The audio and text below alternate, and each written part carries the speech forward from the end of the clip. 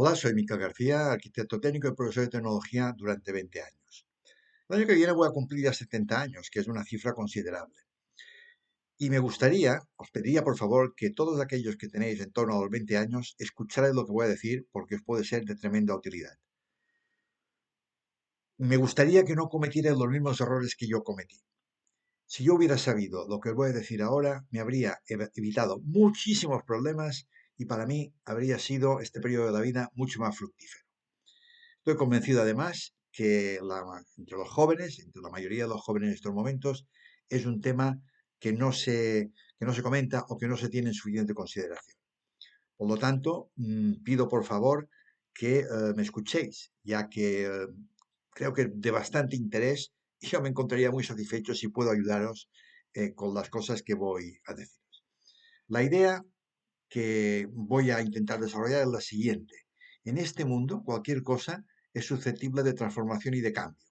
Tanto si es una cosa de tipo personal como si es una cosa de tipo social, de fuera. Tanto si es una cosa interna como si es una cosa externa. Todo se puede cambiar. A pesar de que digan que no y a pesar de que haya gente interesada en hacernos creer que algo es inamovible. Y si está interesada, suele ser porque saca provecho de esta pretendida inamovilidad. Escuchadme pues. Voy a relatar una historia. La historia de una parte de mi vida que ocurrió no hace mucho. Podría contar historias del pasado, pero en este caso voy a ir a una historia relativamente cercana, de hace 3 años. Hace 3 años, yo, que era una persona que siempre había siempre había conducido y que estaba muy seguro de mi habilidad en este tipo de hecho, de repente voy y tengo un accidente grave. Tengo un accidente grave em, de forma totalmente imprevista e impensada y soy hospitalizado y estoy a punto de morir 2 veces. Estoy a punto de morir 2 veces. A raíz de esto, me tienen en la unidad de cuidados intensivos durante 2 meses.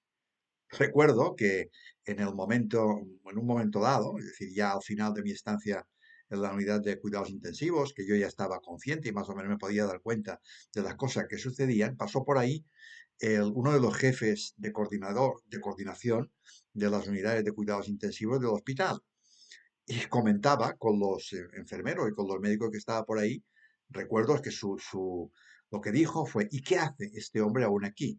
Es decir, el coordinador se extrañaba de que yo permanecía durante tanto tiempo en la unidad de cuidados intensivos. Bueno, la verdad es que lo que había pasado es que al estar a punto de irme al otro barrio 2 veces, pues los servicios médicos se habían asustado un poco y tenían una prevención tremenda a la hora de soltarme y de que me fuera al servicio ordinario. Bueno, al final yo salí de la unidad de cuidados intensivos, pero había estado 2 meses totalmente paralizado, totalmente sometido a los tratamientos necesarios para que me recuperara y había perdido toda mi masa muscular. Y aunque no había quedado inmóvil ni paralizado, afortunadamente el accidente no fue así, sí que quedé totalmente débil y totalmente incapaz de mantenerme en pie. Entonces hubo que iniciar todo un proceso de rehabilitación para que yo pudiera volver a andar, es decir, que no era capaz ni de sostenerme en pie ni de andar. Entonces había, lógicamente, después de todo lo que había pasado, había gente que tenía sus dudas con respecto a que yo pudiera volver a andar de manera ordinaria. Afortunadamente, los que no tenían dudas eran los fisioterapeutas que se encargaban de mi rehabilitación. Ellos siempre me animaban, ellos siempre me decían, puedes. Ellos siempre me decían, acabarás funcionando bien. Y yo, pues, como es mi natural, un poco así esforzado y de insistir y de persistir las cosas, pues les hacía caso. Y poco a poco la cosa fue funcionando, pero muy poco a poco.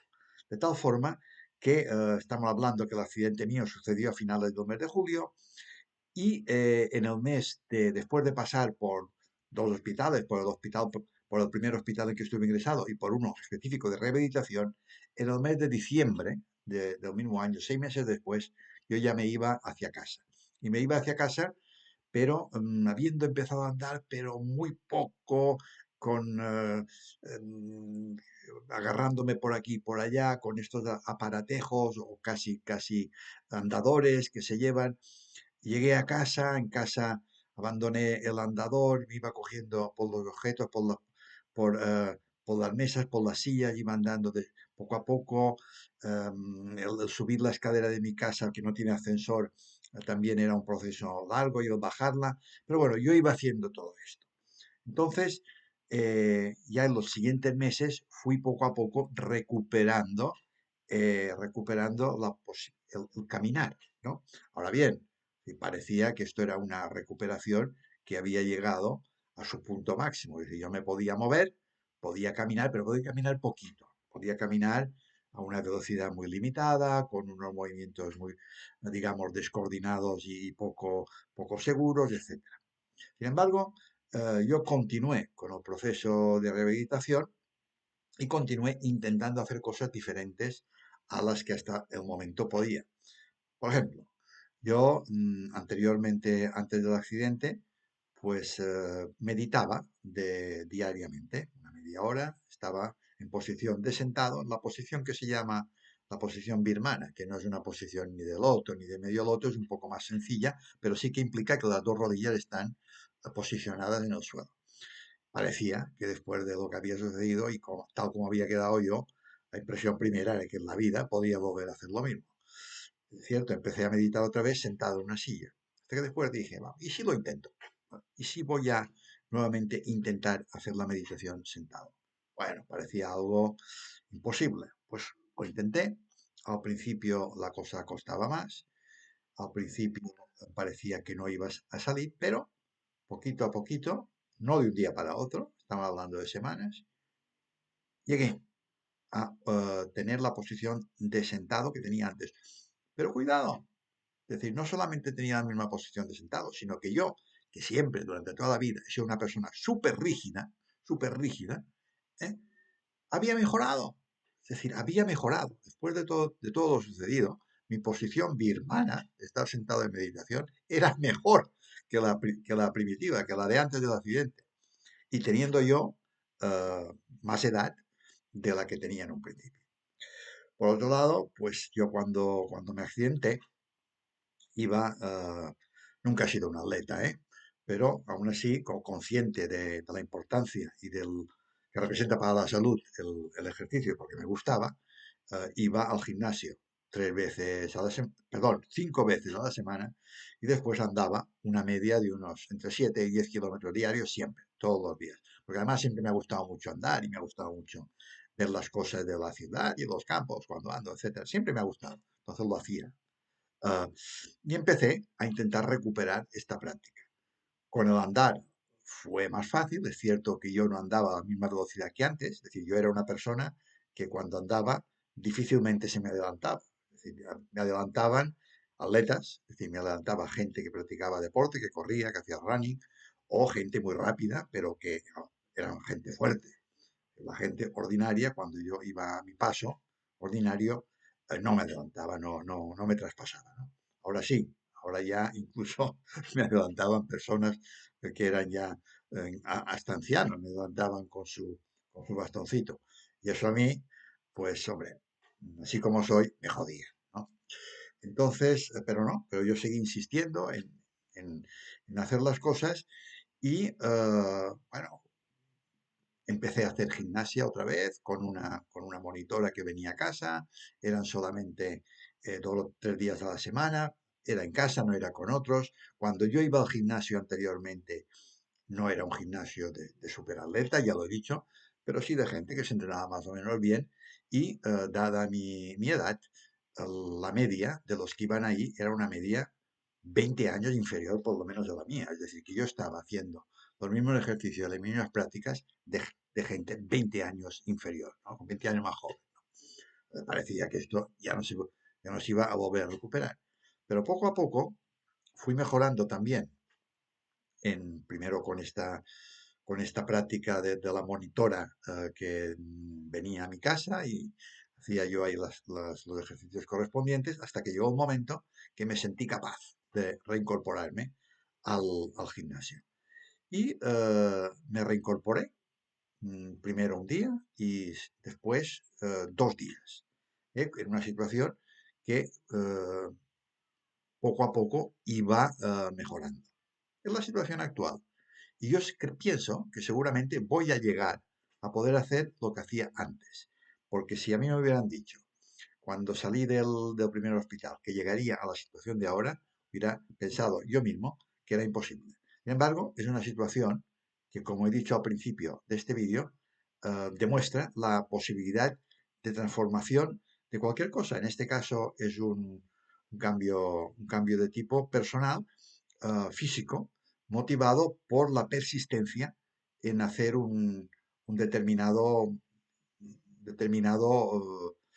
proceso de ejercicios, ¿no? Y eso al final ha acabado funcionando ante la sorpresa de mucha gente. Pero voy a contar otro hecho.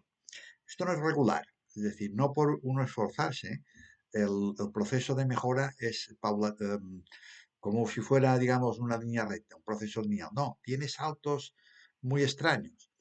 Por ejemplo, una de las cosas que me ha quedado dañada en el accidente ha sido uno de los pies, el pie derecho, porque eh, se rompió uno de los huesos, ¿no?, que se llama malleolo y que permite rotar a tibia y peroné de la pierna. Entonces, al no estar este elemento de rotación en buen estado o en perfecto estado, pues ahí se produce problema en el giro, en la flexión del pie y al final, por problemas de ligamentos, se producen también dolores. Y esto ha persistido, a pesar de mi mejora, durante todo el tiempo. Y era uno de los elementos que lastraba mi velocidad. Yo no podía ir más rápido, como he dicho antes, todo el mundo me adelantaba por culpa de este pie. Bueno, yo he seguido persistiendo y de repente, un día, de esto no hace mucho, pero ya empieza a hacer algunas semanas, ¡plap! Y desaparece en buena medida el dolor y aumenta de manera rápida, digamos casi instantánea, mi velocidad. De tal forma que casi llego al nivel de velocidad que tenía antes del accidente. Estamos hablando de 3 años casi atrás. Porque en el mes de julio de ahora, del año 2025, se cumplirán los 3 años del accidente. Sin previo aviso, el cuerpo realiza un cambio o después de una acumulación de pequeños cambios imperceptibles, llega un cambio que sí que se percibe, que sí que supone una diferencia. La diferencia supone que este señor aquí presente que habla aumenta su velocidad y es capaz de llegar al punto en que estaba casi antes del accidente. Y yo mismo quedo asombrado, ¿no? ¿Cómo es posible? Pues es posible porque se había estado persistiendo, se había estado trabajando, se había estado insistiendo y llegó un momento en que la acumulación, en principio imperceptible, se hace perceptible y se manifiesta de una manera clara. En este caso, se ha conseguido un cambio de algo que parecía y que todo el mundo daba por hecho que no iba a suceder más. Bueno, he puesto este ejemplo porque es un ejemplo relativamente reciente.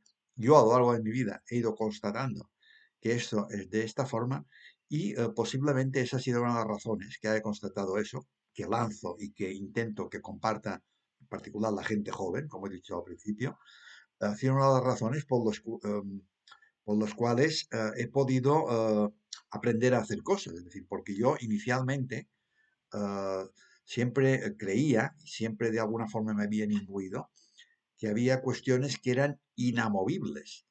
Es decir, en mi caso, a lo mejor he pensado que era más inamovible aquello personal que no aquello social. Y siempre por mi inclinación y por a lo mejor por la propia educación que he tenido y por las gentes que he tratado y demás, me ocurrió que pensaba que lo social era más fácil de transformar que lo personal. Creo que en estos momentos la gente joven considera lo contrario. Es decir, a ver, tan falsa es una creencia, la que yo tenía, la que decía, no, lo personal, me refiero cuando era joven, lo personal es muy difícil de transformar, eso es mentira. ¿Cómo sería decir lo social es muy difícil de transformar? Hemos de dar por hecho que lo social siempre va a estar de esa manera. Mentira. Es decir, y porque el proceso, digamos, ordinario del mundo en todas sus manifestaciones físicas, sociales, culturales, etcétera, es un proceso de cambio continuo, continuo. Y la apariencia de inmutabilidad y de permanencia es una mera apariencia. Es decir, todo en un momento dado cambia, se transforma, se da la vuelta y acaba siendo algo diferente a lo que era de manera inicial. Todo esto que he dicho es algo que se puede aplicar a la propia vida. Es decir, yo creo que es algo, es como es una pócima filosófica, por así decirlo, de manera metafórico-bromista, es una pócima filosófica aplicable a todo el quehacer de cualquier persona, ¿no? Pero al mismo tiempo, claro, porque vosotros diréis, y este hombre que tiene un canal que se dedica a la difusión de cómo frenar el cambio climático y la ruptura de límites planetarios y que pretende un cambio de modelo social y de modelo cultural y de modelo económico global, ¿qué está hablando? Ahora de cuestiones que parecen justamente de crecimiento personal. Bueno, pues está hablando porque las dos cosas al final acaban siendo lo mismo desde el punto de vista filosófico profundo. Es decir, acaban siendo lo mismo porque se basan en la posibilidad de transformación de todo. No, no en la posibilidad, casi diríamos que en la inevitabilidad de la transformación de todo. Entonces, en lo que se refiere al cambio climático, la ruptura de límites planetarios, la situación agobiante, dura, en apariencia sin salida que nos encontramos ahora, la respuesta es que ¿qué tiene que ver con lo que he dicho yo? Pues tiene que ver que sí que se puede modificar y cambiar la situación que hay ahora. No es posible, o sea, este modelo que parece que lo bloquea todo, que parece que impide que se realicen los cambios necesarios, pues no. Este modelo puede caer y puede caer en picado en un momento dado. Simplemente hay que tener claro, hay que tener claras las necesidades nuestras y hay que enfocarse al trabajo para solucionarlas y darle muchas vueltas, porque al final nunca sabemos, lo que no sabemos es cómo se va a producir el cambio. De la misma forma que yo no sabía en qué momento y de qué forma iba a producirse mi aumento de velocidad y se produjo. Pues igual, o sea, no sabes de qué manera ni de qué forma se va a producir este cambio. ¿Cuáles van a ser los agentes de ese cambio? ¿Cuáles van a ser los protagonistas? ¿De qué manera? ¿De qué forma? ¿Qué tipo de película va a ser la que va a representar o va a escenificar este gran cambio? Pero esto va a pasar. Entonces, lo que en aquello en que hemos de estar, siempre, como he dicho antes, es en el trabajo, en la persistencia y en la, digamos, creencia y fe en que aquello que hacemos puede tener un buen resultado final. Y muchas veces, o sea, no estoy diciendo, no estoy pontificando de decir que sea algo que funcione siempre al 100% y que siempre va a ir bien. No es así, por desgracia, pero muchísimas veces esto funcionará. Y por lo tanto, os animo que tengáis en cuenta estas reflexiones, os animo a que las utilicéis en vuestra vida cotidiana, en todo en general, y que, por favor, por lo que a mí me preocupa y que creo que a los que me estáis escuchando también, aplicadla también al cambio, a los cambios, a cómo se han de producir y cómo se han de generar aquellos cambios que tanto necesitamos en estos momentos. Pues nada más, os agradezco que hayáis escuchado todo esto y espero que lo podáis aplicar y que os sea de muchísima utilidad. Hasta luego.